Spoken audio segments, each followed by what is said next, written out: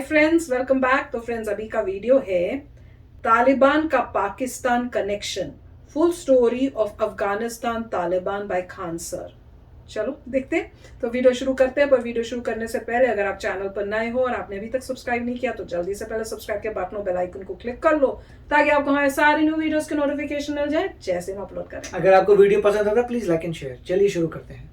आप यकीन मानिए, आने वाले एक महीने में आप ये रिपोर्ट पब्लिश होते पढ़ेंगे कि काबुल पर जो कब्जा किया गया है वो तालिबानियों के भेष में पाकिस्तान से गड़े लश्कर तैयबा के आतंकवादी थे। यहां से ससुराई ट्रक जाने देता है अटारी बॉर्डर, बाघा बॉर्डर से, और उधर कह देता है कि जैसे ये घुसेगा कंधार में मार देना, मार देता है सब। तो जो इंसान के पास खोने के लिए कुछ भी नहीं होता है वो इंसान सबसे खतरनाक हो जाता है।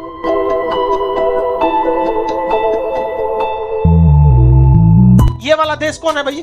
अफगानिस्तान।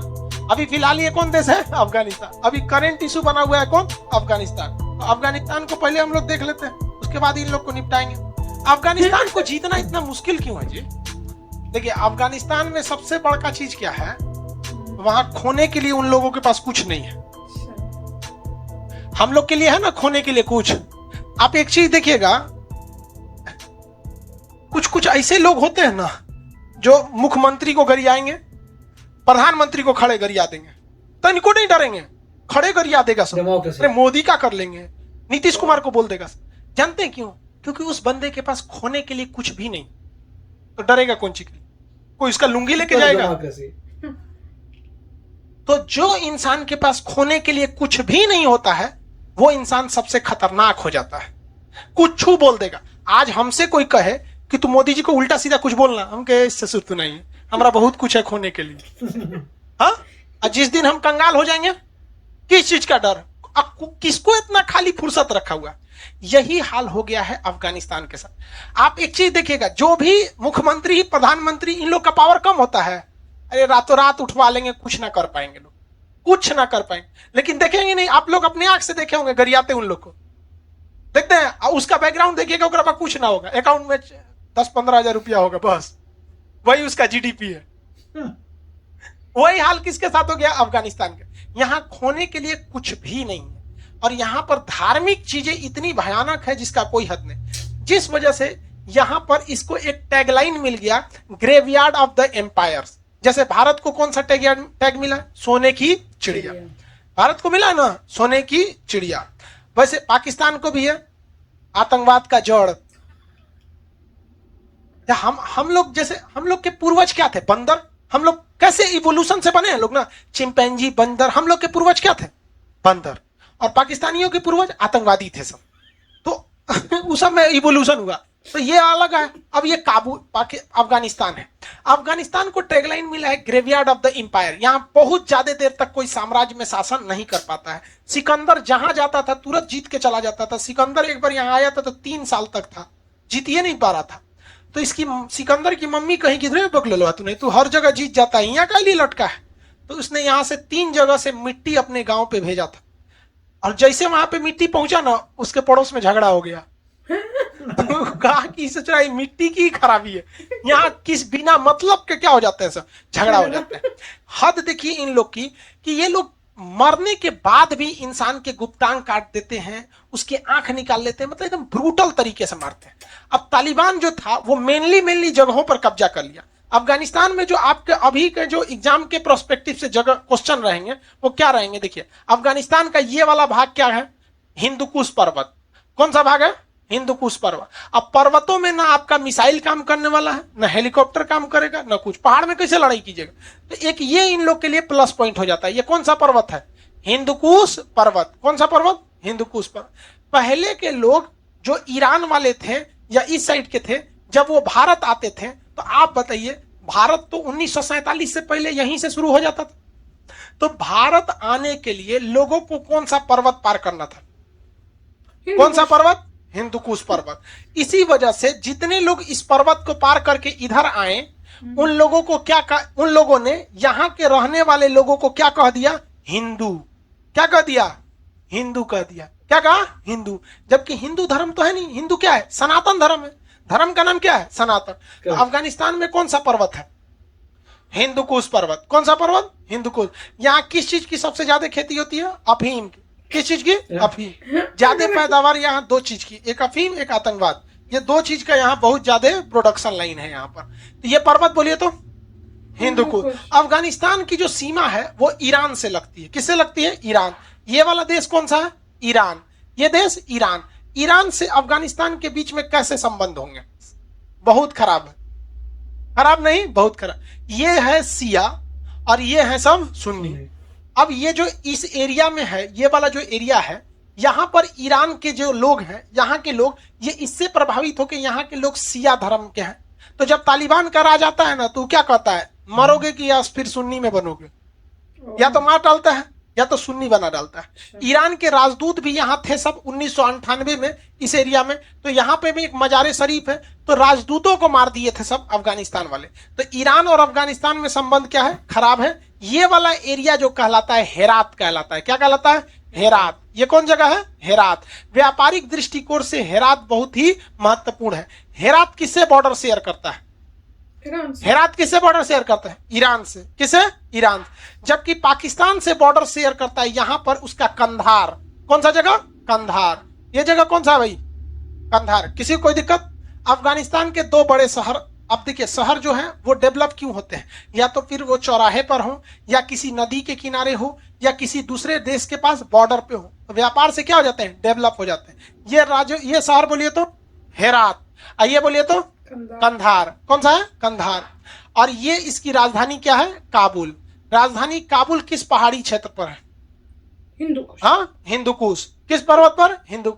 अफगानिस्तान के ऊपरी भाग में एक नदी बहती है जिसका नाम है आमू दरिया नदी। कौन सी नदी? कौन नदी? आमू दरिया नदी। कौन नदी? आमू दरिया नदी। अगर अफगानिस्तान के बॉर्डर छोड़ के जाना चाहते हैं तो कौन सी नदी पार करनी पड़ेगी? आमू दरिया नदी। ये बहुत ही चौड़ी नदी है। जो भी इसको पार करने की कोशिश करता है ज्यादातर लोग डूब जाते हैं। ये आमू दरिया नदी। तो आप बताइए पहले के वक्त में क्या इस आमू दरिया नदी के थ्रू व्यापार हुआ होगा या नहीं हुआ होगा? कंफर्म हुआ होगा। आप अगर ध्यान देंगे तो जितने बड़े शहर देख रहे हैं वो सारे के सारे शहर किसी न किसी बड़ी नदी के किनारे हैं। चाहे पटना देखिए, भागलपुर, मुंगेर, लखनऊ, बनारस, कानपुर, दिल्ली, जितने बड़े शहर देख लीजिए आप, सब के सब या तो समुद्र के किनारे मिलेगा या तो नदी के किनारे मिलेगा। क्योंकि प्राचीन काल में पीने का पानी, सिंचाई के लिए पानी, व्यापार के लिए नाव, समय जहाज नहीं होते थे, नाव, ये सब के लिए क्या था? नदी था। तो क्या आमू दरिया के किनारे बड़ा शहर होगा या नहीं होगा? इसके उत्तरी भाग में एक बड़ा शहर है जिसका नाम है मजार शरीफ। क्या नाम है? मजार शरीफ। तो अफगानिस्तान के 4 राज्य आप समझ में आ सकता है। ये जो शहर है इसी के नाम से इसके राज्य भी रहते हैं। ये कौन सा हो गया? हेरात। कौन सा? हेरात। ये तालिबान का सबसे ज्यादा पकड़ कहां पर है? कंधार में। कहां पर है? कंधार। तालिबान अपनी खुद की राजधानी किसे कहता है? तालिबान अपनी राजधानी किसे बोलता है? कंधार को। लेकिन इंटरनेशनल राजधानी क्या है? काबुल। इंटरनेशनल राजधानी काबुल। अब बात आती है कि हम लोग अफगानिस्तान से इतना लगाव क्यों रखते हैं या इतने पैसे खर्च क्यों करते हैं? क्यों करते हैं भाई? देखिए अभी के वक्त में हम लोगों को सेंट्रल एशिया से व्यापार करना है। किससे व्यापार करना है? सेंट्रल एशिया से। इन लोगों के पास सबसे बड़े मात्रा में खनिज संपदा है। खनिज का मतलब पेट्रोल है, डीजल है, गैस है, कोयला है, तांबा है, सोना, यूरेनियम, हीरा। मतलब हम लोगों की जरूरतों को पूरा करने के लिए यहाँ पर पर्याप्त मात्रा में क्या चीज है? संसाधन अवेलेबल है। इनको लाने के लिए भारत में आपको अफगानिस्तान पार करना ही पड़ेगा। तो पाकिस्तान, अब आप कहेंगे सर अफगानिस्तान पार करना पड़ेगा तो पाकिस्तान को भी तो पार करना पड़ेगा। हमारे लिए तो खतरनाक कौन है? पाकिस्तान है। हमारे लिए क्या है? पाकिस्तान है। लेकिन बात समझिए, हम आपको क्या बताएं, सबसे खतरनाक इंसान वो है जिसके पास खोने के लिए कुछ नहीं। पाकिस्तान के लिए पास खोने के लिए बहुत कुछ है। इमरान खान है, उनकी 3 पत्नियां हैं एयरफोर्स है, नेवी है, फैक्ट्रीज है, सब चीज है। पाकिस्तान के पास खोने के लिए बहुत कुछ है, लेकिन अफगानिस्तान के पास खोने के लिए कुछ नहीं। तो भारत जो है पाकिस्तान पर बैन लगवा देता है FATA के through. FATA financial task force होती है, वो उसके थ्रू बैन लगा देता है पाकिस्तान के ऊपर। तरह तरह की पाबंदियां पाकिस्तान पे लगा दी जाती है, उसको व्यापार करने से रोक दिया जाता है अगर वो डायरेक्टली आतंकवाद को बढ़ाता है तो। लेकिन उस ससुरे में वो कहानी ये है कि उसे हर हाल में भारत से टांग लड़ाना है, चाहे वो उसके औकात के बाहर की रहे तब। इसलिए वो सारा का सारा गेम किस पर खेल जाता है? अफगानिस्तान से। कहता है कि हमारे पास से कोई दिक्कत नहीं, आपको जो ट्रक ले जाना है ले जाइए ना यहाँ पे, बाकी उधर आप समझ जाइएगा। अब वहां पे भी आतंकवादियों को भेज देता है। आप यकीन मानिए आने वाले 1 महीने में आप ये रिपोर्ट पब्लिश होते पढ़ेंगे कि काबुल पर जो कब्जा किया गया है वो तालिबानियों के भेष में पाकिस्तान से गड़े लश्कर तैयबा के आतंकवादी वो तो बोल ही रहे हैं सब अफगानिस्तान ये के लोगों ने तो वास्तविकता बोला है। कि पाकिस्तान 15,000 आतंकवादी गए थे, वेल ट्रेंड गए थे वहां पर, वरना इस तरह से कोई किसी पर कब्जा नहीं कर लेता है रातों रात यहाँ पर, अभी ना लड़े हुए वहां पर, वही पूरा तो। वेल ट्रेंड गए थे।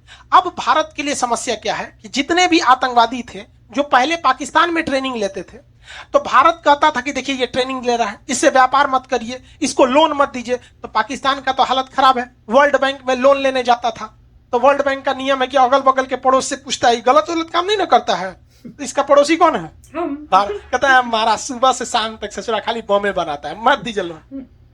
तो वर्ल्ड बैंक उसको लोन ही नहीं देती है, चल जाता है एशियन डेवलपमेंट बैंक मनीला के पास, तो उसका भी सेम कंडीशन, पड़ोस से पूछेगा कोनो दिक्कत होता है इससे, पैसा चुका देगा कि नहीं? कहा देखिए एकरा से दिन रात दिक्कत है और पैसा तो ही चुकाने वाला नहीं, इसको लोने नहीं मिलता है। तो मजबूरी में वो भारत के सामने टेबल पर बैठता है और वर्ल्ड बैंक कहता है कि भाई दोनों लोग आपसी मामला सुलझा लो। तो भारत कहता है कि आप जब तक आतंकवाद को प्रयोग अपनी भूमि से होने देंगे, हम आपको कभी भी ये मतलब आपका साथ नहीं देंगे। ये गया, भारत के पास SU-30 लड़ाकू जहाज है, तो ये रूस के पास चल गया, हमको SU-35 दे दीजिए। अच्छा SU-35 दे दी। रूस ने कहा कि जब तक आपका भारत से संबंध मधुर नहीं होंगे हम ये नहीं देंगे। यहां भारत बहुत बड़ा बेवकूफी कर रहा है। पाकिस्तान अपने सारे आतंकवादियों को कहां शिफ्ट कर रहा है? अफगानिस्तान। जितने भी टेरर लॉन्च पैड थे सब कहां शिफ्ट कर देगा? अफगानिस्तान। वो उतना ही खतरा अफगानिस्तान से भी पहुंचाएंगे भारत को जितना वो पाकिस्तान से पहुंचा रहे थे, इसमें तो कोई दो राय नहीं है। और इसमें सीधे क्लीन चिट में बच जाएगा कौन? पाकिस्तान। हमरे यहां कहां हो रहा है? वो कहां से आ रहा है?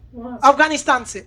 यहां से ससुराई ट्रक जाने देता है अटारी बॉर्डर, बाघा बॉर्डर से, और उधर कह देता है कि जैसे ये घुसेगा कंधार में मार देना, मार देता है सब।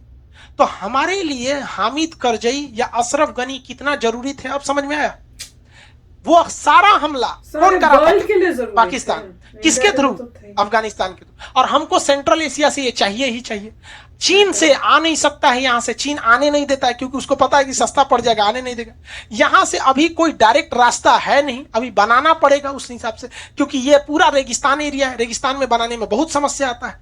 तो अब बताइए तालिबान के आ जाने से हमको घाटा लगा या पाकिस्तान को?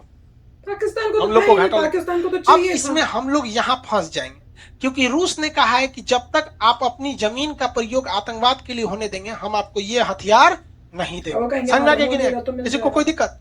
अब बात समझिए ध्यान से। वो कहेंगे नहीं है। पाकिस्तान क्या करना चाहेगा? आने वाले 1 से 2 साल में रिपोर्ट लगा देगा कि मेरी किसी भी जमीन का प्रयोग आतंकवाद के लिए नहीं हो रहा है। सारा का सारा कहां से होगा? अफगानिस्तान। और अफगानिस्तान कहता है प्रतिबंध मैंने कौन चीज होता है, हमारे पास कौन चीज होबे करता है कि तू हमको प्रतिबंध लगाएगा? यही ना कहेगा कि लोन नहीं चाहिए, वैसे भी हमको कोई नहीं देता है। यही ना कहोगे कि हमसे व्यापार नहीं करोगे, हमारे यहाँ होता कौन चीज? खैनी होता है खाने के लिए, नहीं तो अफीम होता है। वो तो तुम बैन लगाओ चाहे नहीं लगाओ, वो तो बिकना ही है। तो इसके पास ऐसा कुछ नहीं होता है। तो हम लोग फंस रहे हैं किसके जाल में? पाकिस्तान के। हाँ, आपको क्या लगता है हम हल्ला किए बिना मानेंगे? हाँ, जब तक 1 साल में वो क्लीन चिट मिलते मिलते हम यूट्यूब पे हल्ला करके महका देंगे इस चीज को।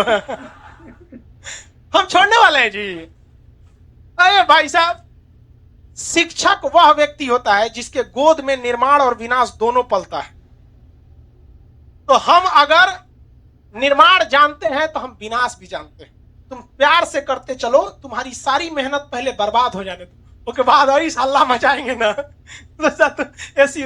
और भारत सरकार इधर सीधा कहता है कि भाई आप अगर पाकिस्तान को हमसे एडवांस जहाज देंगे तो हम खरीदेंगे नहीं। दूसरा, पाकिस्तान की इतनी औकात कहां जो भारत इतना हथियार खरीद सके? तो उसको भी ये दिखेगा कि मतलब भारत क्या करना चाहता है। भारत हमारे लिए बड़ा मार्केट है, बट अफगानिस्तान हमारे लिए क्यों जरूरी है? समझ में आ गया कि नहीं आ गया?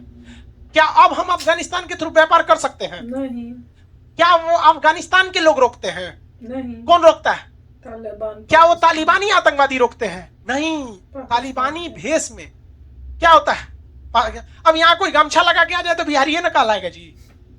तो क्या दिक्कत पड़ता है? पाकिस्तानी, अफगानी, इंडिया के शकल, सूरत, कल्चर में ज्यादा का अंतर नहीं है। अमूमन तो अगर इतिहास उठा के देखें, हम तीनों तो एक ही थे। तो कहीं ना कहीं अफगान के लोग भी हिंदी बोल लेते हैं, टूटी फूटी हिंदी बोल लेते हैं। उस तरह से तो हमारे भी बंगाल के लोग बहुत अच्छा हिंदी नहीं बोलते हैं, उन लोग की भी थोड़ी थोड़ी लड़खड़ा ही हिंदी रहती है। तो हम लोग इसमें हो जाता है। अच्छा ये बताइए, क्या अफगानिस्तान का कोई सोल्यूशन निकलेगा? हाँ, लगता तो नहीं। अभी पीछे अगले 10 साल तक नहीं दिख रहा है। अरे अगले 10 साल तक नहीं दिख रहा है। हाँ, कुछ ऐसी चीजें हैं जो मतलब बहुत ही सॉलिड है। अगर भारत उसको कर देता है तो पाकिस्तान की मजबूरी हो जाएगी, वो अफगानिस्तान के लोगों को कहेगा अच्छा जाने दो यार, नहीं तो हम फंस जाएंगे। लेकिन अभी वो समय सही नहीं है, और अभी हमारे बोलने का मतलब है कि थोड़ा पहले ही उस ससुरा को पता चल जाएगा, इसलिए अभी बोलना उचित नहीं है कि नहीं? तो कहीं कहीं इंसान की जिम्मेदारी बन जाती है। तो जब आप भी आइएगा ना, जब आपको लोग जानने लगेंगे तो आपको कुछ जिम्मेदारी बनती है। अभी वो बताना ठीक नहीं है, नहीं तो क्या करेगा? भाग जाएगा। हम SU-30 वाला अभी बता रहे हैं कि नहीं, धीरे धीरे हम जान रहे हैं, धीरे धीरे भारत के लोगों को पता चले चले चले तो महक जाए पूरा भारत। सोचा तू SU-35 खरीद के ला गया यहाँ पे, गारंटी इनके अरमान पे पानी न फेरवा दिए तब कहियो यहाँ पर। यही है सब पाकिस्तानिया जो कहता था सब कि अमित सिंह है। हाँ, हम भूल जाएंगे बोला था ना कि ये अमित सिंह है। हम बोलते नहीं तो इसका मतलब ये नहीं कि हम बोल नहीं सकते। तो फ्रेंड्स, मजेदार था जिस तरह से एक्सप्लेन कर रहे थे बच्चों को।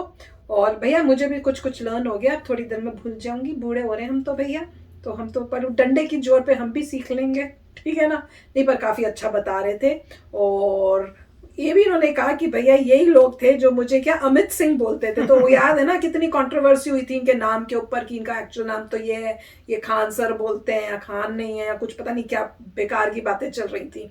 तो वो कह रहे मुझे पता है किसने बोला था तो मैं टाइम आके जब टाइम होगा करेक्ट तब बोलूंगा, अभी नहीं बताऊंगा। तो भैया क्या था ऐसा, वो भी हमें पता करने का मन था, पर कंट्री के लिए भैया ऐसा कुछ ना बताओ जैसे उनको भी पता चले। पर बहुत अच्छा वीडियो था, मजेदार था, जिसमें उन्होंने एक्सप्लेन किया कि अफगानिस्तान के पास क्या चल रहा है, ये पाकिस्तान क्या गेम खेलने की कोशिश कर रहा है। और है तो टेंशन वाली बात। और इनके बात से सुन के कि भैया 10 साल तक तो लगता नहीं कोई सिचुएशन ठीक हो, सुन के बड़ा ही वो हुआ कि भैया 10 साल, हम सोच रहे थे कि जल्दी कुछ हो जाए, 1-2 साल में ही एटलीस्ट कुछ हो जाए, या 10 साल वेट करना पड़ेगा, तब पता नहीं क्या का क्या हो जाएगा। पर देखते हैं। नहीं, ऐसी बात नहीं है, बहुत कुछ हो सकता है जिंदगी में। अभी तो वेट करें लोग कि इवैक्यूएट कराने अपने लोगों को, जो एक बार सभी लोग अपने लोगों को इवैक्यूएट करा देंगे फिर गेम शुरू होगी, फिर देखा जाएगा क्या होता है। ह्यूमैनिटी ऐसे चुप नहीं बैठेगी, कुछ ना कुछ डेफिनेटली होगा। और जैसे नॉर्दर्न अलायंस आगे आने की कोशिश कर रहा है तो हो सकता है वो लोग भी कुछ करें, मगर अपने आप फाइट करना सबसे इंपॉर्टेंट है। नॉर्दर्न अलायंस भी कोशिश कर रहा है कि वो फाइट करे, तो पता चलेगा क्या होता है। मगर अच्छा वीडियो था, उन्होंने अच्छा बताया कि पाकिस्तान जो है मेन प्रॉब्लम वही है, जो अभी कोशिश कर रहा है कि सारे अपने फाइटर्स को वहाँ भेज दे और ट्रांसपोर्ट कर दे और दिखा दे कि मैं तो बिल्कुल इन्वॉल्व नहीं हूँ।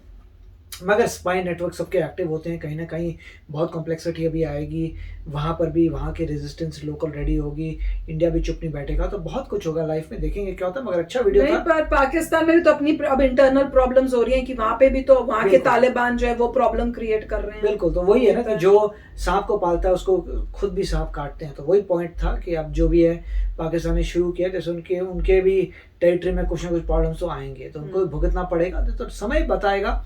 मगर ये कि होप यही है कि समहाउ किसी तरह से वहाँ पे जो पावर्स हैं एंटी तालिबान, उनको हेल्प मिले बाहर से, जिससे वो फाइट कर सके। तो हर एक जगह ऐसा होता है। सीरिया एग्जाम्पल देख लीजिए, सदियों से लोग फाइट कर रहे हैं, इधर से कोई हेल्प करता है, असाद को उधर से करता है। तो हर कंट्री में जहाँ से प्रॉब्लम्स है डेफिनेटली हेल्प आएगी। सिर्फ ये है कि अभी इवैक्यूएट हो जाए, उसके बाद पता चलेगा।